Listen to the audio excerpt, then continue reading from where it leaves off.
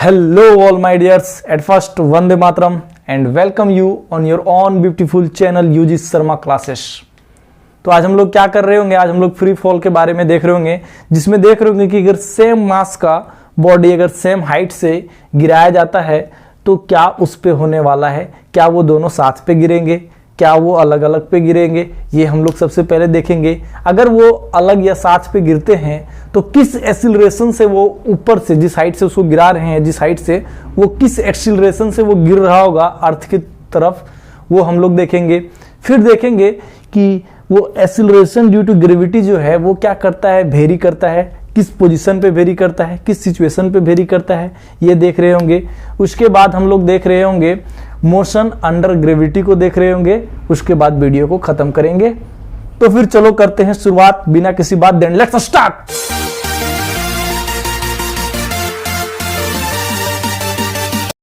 तो भाई मन में एक बात आता है कि अगर हम लोग पंख समझ रहे हो ना, पंख और एक पत्थर दोनों का मास सेम रखते हैं। पंख का जो मास है वही मास का एक पत्थर, छोटा सा कंकड़ टाइप का, दोनों को गिराते हैं सेम हाइट से और सेम टाइम पे। तो देखा गया कि पंख जो है सो काफ़ी देर से गिर रहा है भाई, और जो तुम्हारा स्टोन है वो जल्दी गिर जा रहा है। ठीक है, पंख को हम लोग क्या कर रहे हैं, गिरा रहे हैं सेम हाइट से। ये पंख तुम्हारा है, इस तरह से पंख रहेगा, ठीक ना, इस तरह से। और यहाँ पे यही मास का तुम्हारा क्या है, पत्थर गिर रहा है सेम हाइट से, h दूरी पे है दोनों, ठीक ना, जमीन से। तो ये क्या हुआ बाबू, ये जल्दी गिर जाता है, जबकि ये जो है सो लेट से गिर रहा है। ऐसा क्यों हो रहा है, क्यों? जबकि हम लोग जानते हैं कि ग्रेविटेशनल फोर्स जो है अर्थ लगा रहा होगा, इसमें ग्रेविटेशनल फोर्स दोनों पे वो सेम लगा रहा होगा। इधर की ओर जो खींच रहा होगा ग्रेविटेशनल फोर्स वो तो सेम है।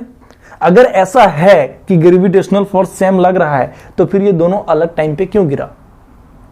यही सवाल गैलीलियो भाई साहब के दिमाग में आया। हम लोग तो इसको टाल दिए कि चलो गिर रहा होगा, कोई भी कारण है, अपने को क्या लेना देना, हटा इसको, हटा सावन की घटा, क्या लेकर के चल रहा है रे बाबा, टेंशन नहीं लेने का, टेंशन लेने का ही नहीं, ये हम लोग सोचते हैं। लेकिन गैलीलियो भाई साहब इसको एकदम दिल से ले लिए, और वो क्या किए, एक टावर पे जाते हैं और क्या करते हैं, पंख को और पत्थर को गिराते हैं। तो देखे कि सही बात है यार, ये तो काफी देर से गिर रहा है। अब क्या करते हैं कि 3 आयरन बॉल लिए। क्या लिए बाबू? आयरन का बॉल लेते हैं भाई साहब, पत्थर का नहीं। ये मतलब हम लोग तो रबड़ का खेलते हैं ना, ये सब तो लोहा का बॉल ले रहे हैं, लोहा का बना हुआ 3 बॉल।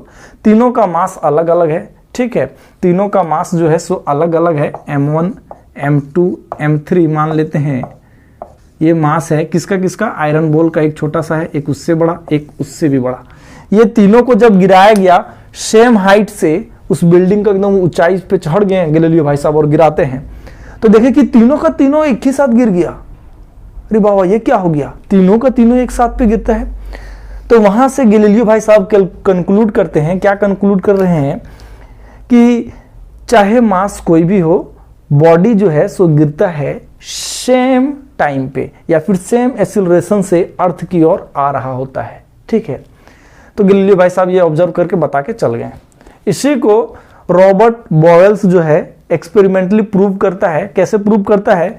तो एक वैक्यूम समझते हो ना, जहां पे ना ही कोई तरह का एयर रहता है और ना ही कोई तरह का कुछ भी हो, मतलब कि हवा हुआ नहीं रहता है, वहां पे पंख को भी गिराते हैं वो। ठीक है, ये पंख है मान लेते हैं, थोड़ा सा अच्छा तरह का पंख होगा, इतना गंदा नहीं, और उतना ही मास का जो है पत्थर को गिराते हैं और दोनों जो है सो सेम टाइम पे गिर जाता है। इसका मतलब क्या था? यहाँ से इनका एक्सपेरिमेंटली प्रूफ तो रॉबर्ट बॉयल्स भाई साहब किए। इसका मतलब यहाँ से ये निकलता है कि अगर यहाँ पे एयर रेसिस्टेंस जो हवा है, हवा रेसिस्ट कर रहा है ना उसको, उस पंख को हवा क्या कर रहा है, रेसिस्ट कर रहा है, रोक रहा है। रेसिस्ट करना मतलब रोक रहा है।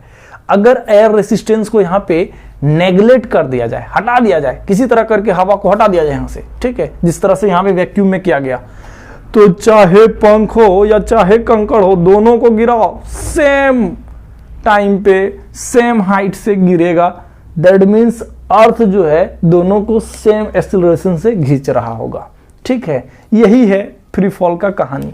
ठीक है, ये है तुम्हारा फ्री फॉल का कहानी। इसको मैं साफ कर दे रहा हूं, फटाफट लिख देता हूं कुछ कुछ बात को।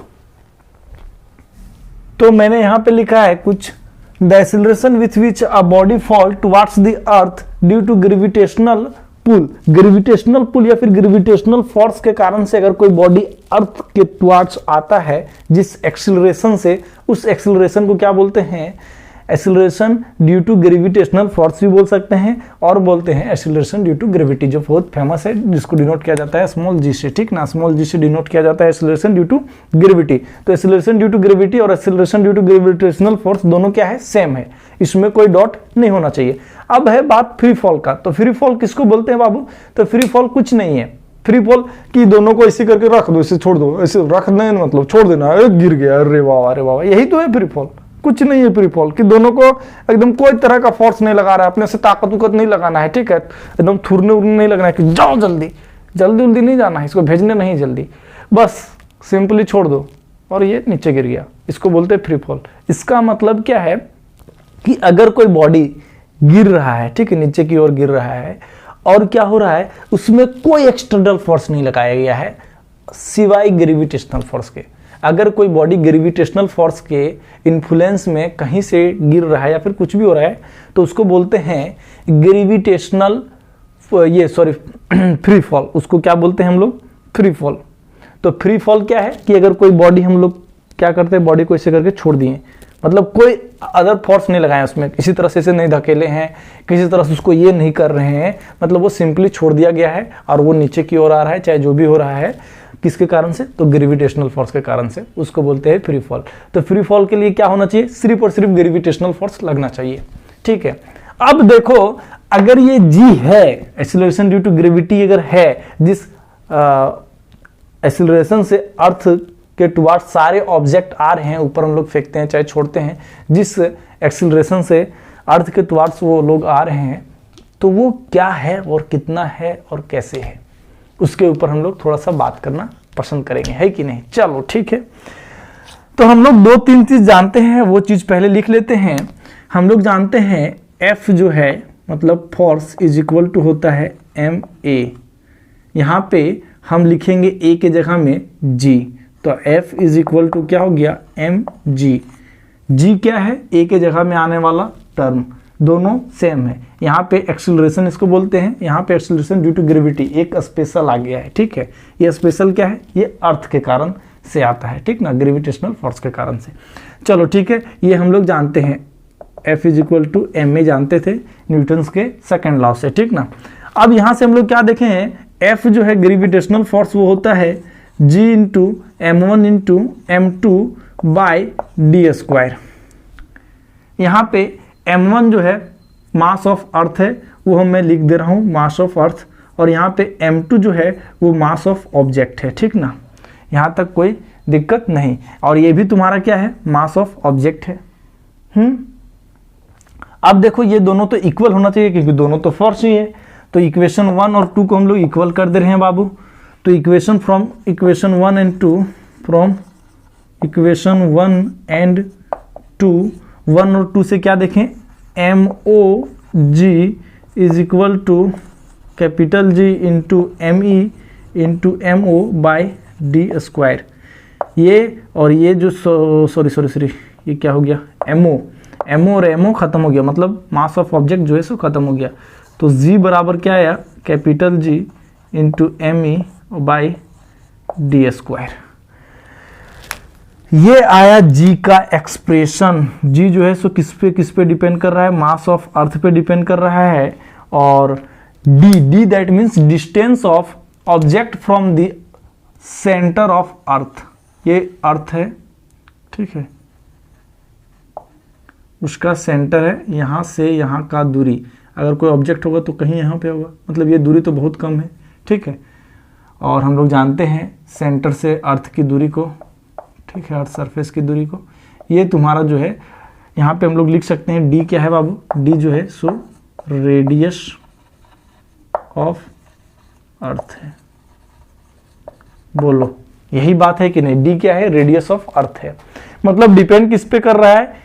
जी तो कांस्टेंट है, और मास ऑफ अर्थ ये भी तुम्हारा कांस्टेंट है, और ये तुम्हारा क्या है?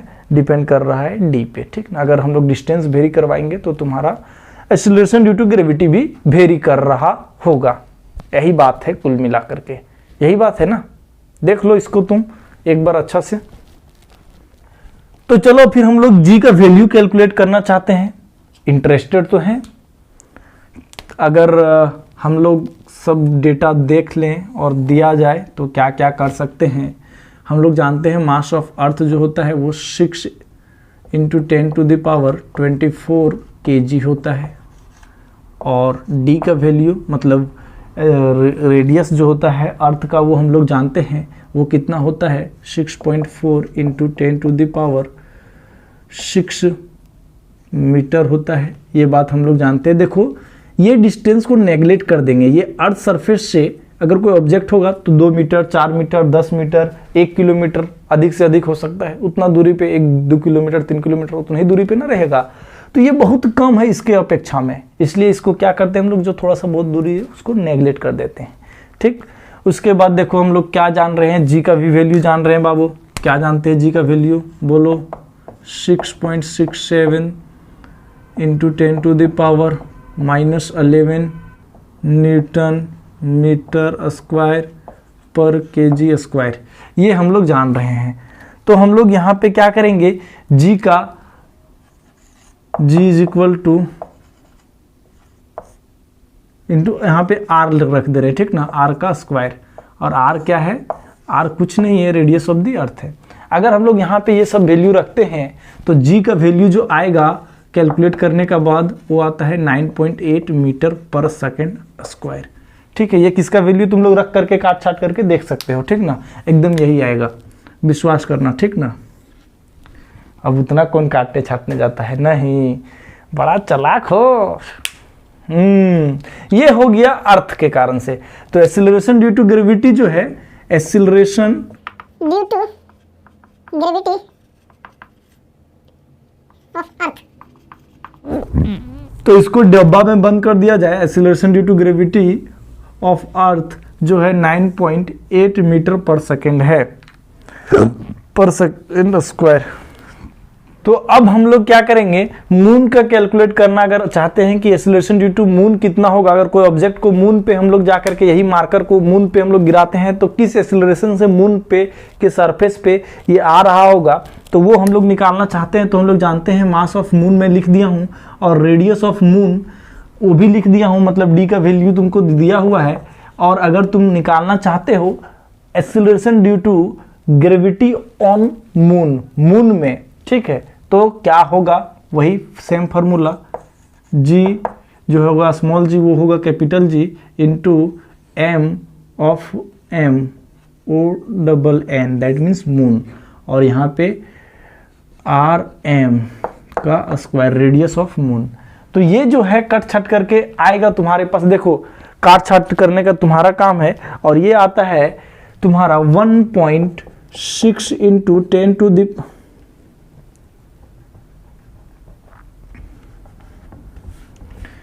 अब देखो यहाँ पे जी का वैल्यू तुम लोग जानते हो। जी जो है सो यूनिवर्सल ग्रेविटेशनल कांस्टेंट है। मास ऑफ मून भी जान रहे हो और रेडियस ऑफ मून भी जान रहे हो। अगर यहाँ पे सारा डेटा रखा जाए और काट छाट किया जाए तो वो आता है 1.6 मीटर पर सेकेंड स्क्वायर वैल्यू, ठीक है। विश्वास तो करना ही पड़ेगा क्योंकि काटना छाटना इतना कौन चाहता है। तो हम लोग काटने छाटने में इंटरेस्ट नहीं ले रहे हैं यार। काट छाट सकते हो बैठ करके, खाली डम बैठे रहते हो तो सब रखो वैल्यू और काटो, देखो आता है कि नहीं आता है। हम झूठ तो नहीं ना बोल रहे हैं, देख लिया करो, भरोसा किया करो, ठीक नहीं। और बेहतर रहेगा कि एक बार बना करके देख लो, अच्छा रहेगा। चलो ठीक है, बहुत बात हो गया। अब देखो इतना कम एक्सीलरेशन से मून के सरफेस पे गिरेगा कोई ऑब्जेक्ट, देख रहे 1.6 मीटर पर सेकेंड स्क्वायर। माइला अगर गिर रहा है तो वहां पे से छोड़ेंगे तो इतना धीरे धीरे आएगा। ओए दादा आएगा हो, कब तक आओगे यार, तुम आ जाओगे। अगर एप्पल वहां पे न्यूटन एक्सपेरिमेंट ये सब करता ना, वहां पे एप्पल का पेड़ रहता और वहां पे गिरता तो क्या होता, न्यूटन के मुड़िया पे आने में 5 साल लगा देता। नहीं, मजाक है, 5 साल नहीं लगेगा, ठीक है, तो काफ़ी देर लगता। उसके बाद न्यूटन इतना धीमे धीमे आता, उसका बाल भी खराब नहीं होता, न्यूटन इतना एक्सपेरिमेंट भी नहीं करता, कहता वट तरीके कोई जरूरत ही नहीं है, मेरा बाल खराब ही नहीं हुआ है, तो ठीक है। तो न्यूटन का बाल खराब हो गया, जिसके कारण से इतना बड़ा एक्सपेरिमेंट निकाल दिया, ठीक है। चलो, तो उसको भेज देना चाहिए था हम लोगों को, क्या मून के पास, जाओ यार वहाँ पे एक्सपेरिमेंट करो, काहे दिमाग यहाँ पे हम लोग का खराब कर दिया, इतना बड़ा बड़ा थ्योरी लिख दिए हो। चलो कोई बात नहीं, अच्छा काम किया है, हम लोग का बहुत सारा काम आसान हुआ है एग्जैक्ट में, ठीक है। आज अगर तुम्हें ये पढ़ाई बोझ लग रहा है, कल चल करके यही पढ़ाई तुम्हें क्या देने वाला है, फ़ायदा देने वाला है, बहुत सारा फ़ायदा मिलता है। अभी तुमको ये बोझ लग रहा है, जो जटिल है वो वास्तव में जटिल नहीं, आगे चल के तुम्हारे लिए मुनाफा देने वाला है, ठीक है। जैसे कि अभी लड़का लोग क्या है, रिलेशनशिप में चले जाते हैं, वो उसमें खूब मज़ा आता है, बहुत ही मज़ा आता है। हाँ, कॉल आता है, खाना खाया पिया सोया बैठा जागा, वही सब बात चलते रहता है कि भाई मेरा फिक्र कर रहा है, तो घूमने चलो, तो क्या क्या एकदम कितना खूबसूरत सा स्माइल है, ये सब देख देख करके फिदा हो रहे हैं। ये कुछ पल के लिए क्या है, इंजॉयमेंट देने वाला है, लेकिन लॉन्ग टाइम पे ये काम नहीं करेगा, लॉन्ग टाइम पे कोई काम नहीं देने वाला है। जो ये बहुत मतलब कि रेयर केसेस में रिलेशनशिप चल जाता है तो अलग बात है, लेकिन मैक्सिमम रिलेशनशिप तुम्हारा जो है स्कूल लाइफ में ख़त्म हो जाएगा। जो है, अगर मैं 100 बच्चा का उठाऊं तो 90 बच्चे ऐसे हैं कि स्कूल लाइफ में रिलेशनशिप उन लोग का जो चला है 10 तक वो ख़त्म हो जाएगा, फिर वो लोग अलग अलग चले गए। कॉलेज जहाँ अलग हुआ तो भाई रिलेशनशिप ख़त्म, तुम कहाँ पे हो हम कहाँ पे हैं कोई मतलब नहीं, 1.5-2 महीना चलता है, ठीक है, 1.5-2 महीना स्कूल लाइफ ख़त्म होने के बाद कॉलेज लाइफ में 1.5-2 महीना हाँ हल्लो बाबू सोना चल रहा है। उसके बाद फिर वो बाबू सोना किसी और के साथ सोना मिल गया उसको, और ये बाबू सोना को कोई और सोना मिल गया, ठीक है, तो ये ख़त्म हो जाता है। तो ये सब में मज़ा नहीं है, मज़ा तुम्हारा कहाँ पे है, यहाँ पे फिजिक्स में है। तो फिजिक्स के दुनिया में आओ। चलो अब हम लोग, भाई अगर इतना स्लो से गिर रहा है, इतना स्लो से आएगा कि भाई आज आ जाओ कल आ जाओ, इस तरह से हम लोग देखते रहेंगे कि भाई अब तुम लोग गिर रहे हो कि नहीं गिरोगे, सो भी बता दो यार, हम घर चल जाते हैं।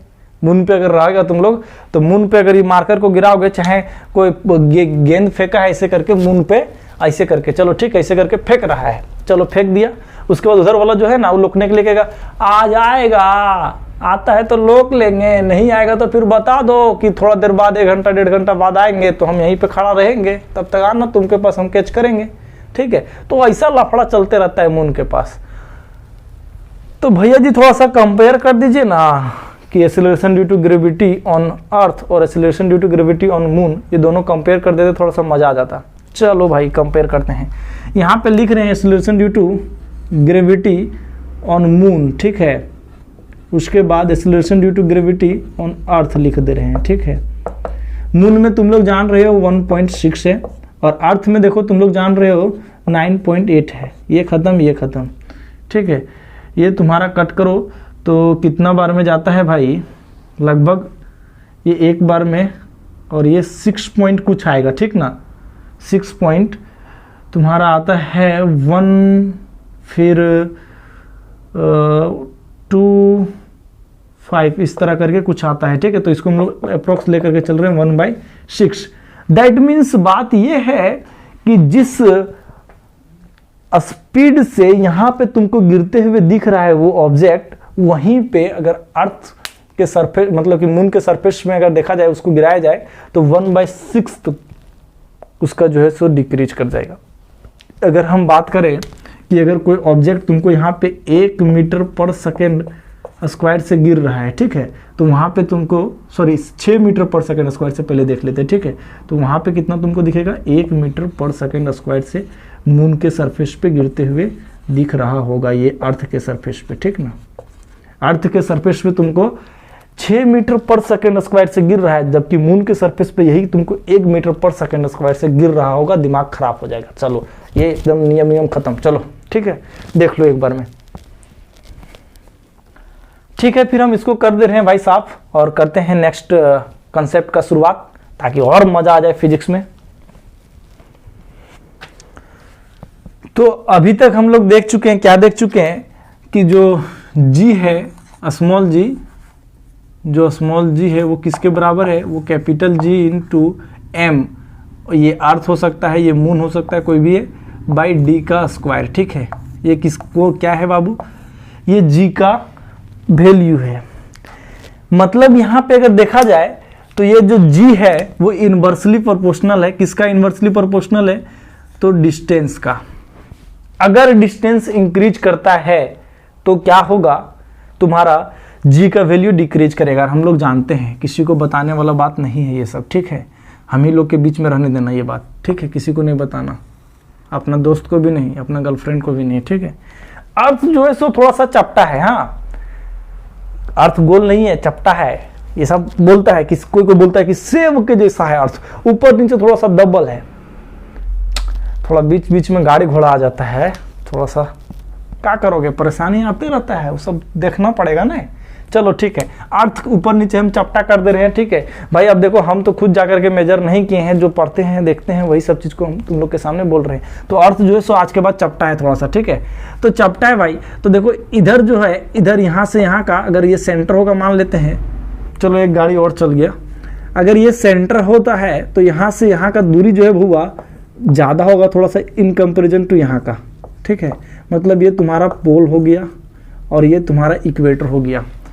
और यहाँ पे अगर हम लोग देखते हैं कि अगर तुम्हारा डी जो है, डी बढ़ रहा है कहाँ पे? इक्वेटर पे, और पोल पे घट रहा है, तो यहाँ पे क्या होगा? तुम्हारा acceleration due to gravity on equator जो होगा सो कम होगा इन कंपेरिजन टू पोल, ठीक है। वैल्यू से भी हम लोग देख सकते हैं, यहाँ पे अगर रखना चाहेंगे तो वैल्यू से भी देख सकते हैं, कोई दिक्कत।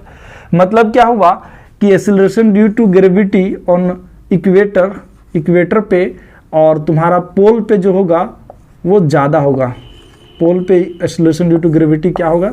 ज़्यादा होगा। ऐसा इसलिए होगा क्योंकि देखो पोल पे जो है डिस्टेंस वो थोड़ा सा मिनिमम है, कम है। ये बात हम लोग देख रहे हैं और इसको महसूस भी कर लिए, ठीक है। देख लो थोड़ा सा, तो ये बात हम लोग देख चुके हैं। अब देखो इतना ही, ये भी बात सच है कि अगर हम लोग अर्थ सरफेस पे, सरफेस ये इस पोजीशन पे अगर एक्सेलरेशन ड्यू टू ग्रेविटी को देखा जाए, मेजर किया जाए, तो यहाँ पे थोड़ा सा ज़्यादा होगा इन कंपेरिजन टू कुछ हाइट पे देखा जाए। जैसे कि बात मान लो ये तुम्हारा अर्थ है बुआ, ये अर्थ है और इस सरफेस है, ठीक है। ऑब्जेक्ट को अगर यहाँ पे रखा जाए तो ये क्या होगा? आर के बराबर होगा, ठीक है। और ये तुम्हारा अगर मान ले तो थोड़ा सा दूरी पे होगा कहीं ऑब्जेक्ट, तो ये एच दूरी अगर मान लेता है तो इसको आर एच होगा। यहाँ पे क्या हो रहा है? दूरी तो थोड़ा सा बढ़ रहा है कि नहीं बुआ, बताओ। सरफेस ऊपर पे अगर कोई ऑब्जेक्ट का रहेगा, acceleration due to gravity measure करना उस पॉइंट पे, यहाँ पे थोड़ा सा दूरी पे, तो क्या होगा? हो रहा होगा दिक्कत, यहाँ पे एक्सेलरेशन ड्यू टू ग्रेविटी थोड़ा सा घट जाएगा in comparison to surface. Surface पे थोड़ा सा ज़्यादा होगा। क्यों ज़्यादा होगा? क्योंकि सरफेस पे ये जो डी का वैल्यू है वो थोड़ा सा कम है कि नहीं, ये बताओ। और यहाँ पे थोड़ा सा डी का वैल्यू ज़्यादा है।